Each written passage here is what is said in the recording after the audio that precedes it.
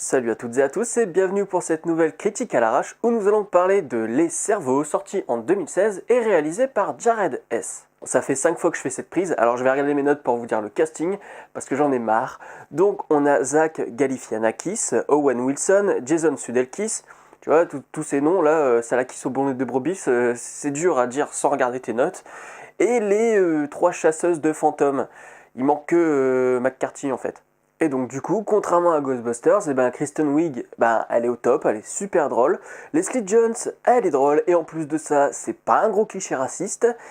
Et Kate McKinnon, voilà quoi, c'est Kate McKinnon, elle est énorme. Le synopsis, c'est quoi? Alors déjà, il faut savoir que c'est inspiré d'une histoire vraie. Moi, je vous l'avoue, hein, j'ai juste vu l'affiche, j'ai vu le casting sur l'affiche, j'ai dit j'y vais, je savais même pas de quoi ça parlait.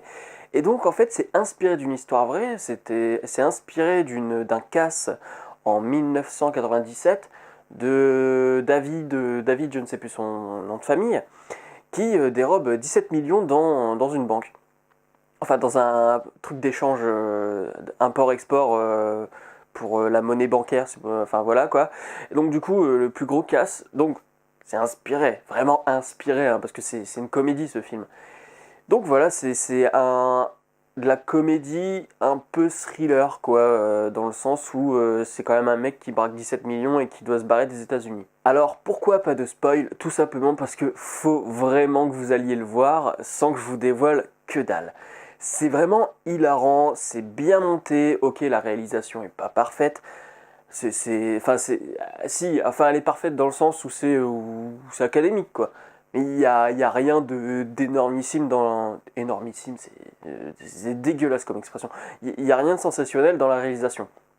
Par contre, oui, c'est au niveau du montage, d'un passage d'une scène à une autre qui fait que qu'on a un gag qui arrive comme ça, on s'y attend pas du tout.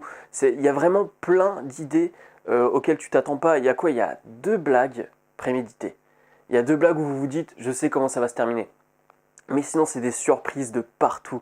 C'est vraiment, mais vraiment très drôle. Et je crois que la scène que je préfère, donc toujours pas de spoil, hein, c'est juste pour vous dire, c'est sur une musique, c'est Only Time de Enya, avec il y a Zach Galifianakis et Kate McKinnon qui ont cette scène sur Enya. Et c'est mais c'est juste incroyable tellement tu te dis c'est pas possible. En fait, le film est complètement débile. Bon, bien sûr, Galifianakis fait ce qu'il fait habituellement, hein, que ce soit dans Very Bad Trip. Moi, je le préfère dans Date Limite, par exemple, avec Robert Downey Jr., pardon, où là, vraiment, il était énorme. Mais là c'est tellement surprenant dans le sens où tu dis, c'est pas possible qu'ils aient pensé à faire ça, tellement c'est improbable. Et donc, t'es surpris tout le temps, les gars, t'arrives de partout, les acteurs sont vraiment géniaux. Owen Wilson est un petit peu en retrait, contrairement à d'habitude. Sudeikis, je crois que c'est comme ça, hein. Lui, c'est dommage, par exemple, c'est que on l'a sur l'affiche, et dans le film, on joue si vous voulez, il y a un travelling qui part de haut en bas, et on se demande qui est le personnage. Et justement, c'est Sudeikis. Et c'est dommage qu'on l'ait vu sur l'affiche parce que ça casse ce truc. Parce que tu te dis, on a vu tout le casting, il en manque plus qu'un, et c'était lui. Mais alors là, dans ce film, mais c'est ouf, il est complètement barré quoi. Non, je vous jure, il faut vraiment aller le voir. Enfin, il faut vraiment aller le voir si vous aimez ce type de comédie un peu absurde, hein, quand même, faut le dire. C'est vraiment absurde par moment. Mais voilà, c'est une comédie absurde bien à l'américaine, quoi. Et franchement, si vous y allez, vous allez passer un super bon moment si c'est le genre de film que vous aimez. Là, vraiment, c'est waouh! Et s'il y a un truc que je peux lui reprocher, c'est qu'on est en 1997 et il y a pas ce truc de 1997, quoi. Il y a pas tant de musique, si ce n'est Enya par exemple, il n'y a pas tant de musique qui font référence aux années 90.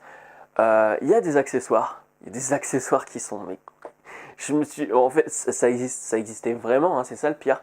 vous verrez à un moment, enfin, le personnage de David est en roller et il a une pochette de disque, de laserdisc pour son baladeur MP3, enfin même pas MP3, enfin peut-être qu'il lisait le MP3 mais je suis pas sûr, hein. Enfin en tout cas son lecteur CD. Et donc il a une sorte de brassière avec plein de disques comme ça et tu te dis non mais c'est pas possible ce look improbable. Les scènes improbables, vraiment c'est plein de surprises. Je vais pas en dire plus, voilà, il faut aller le voir, vous allez vous taper des barres. Et puis ben, je vous dis à la prochaine pour une nouvelle vidéo. Salut.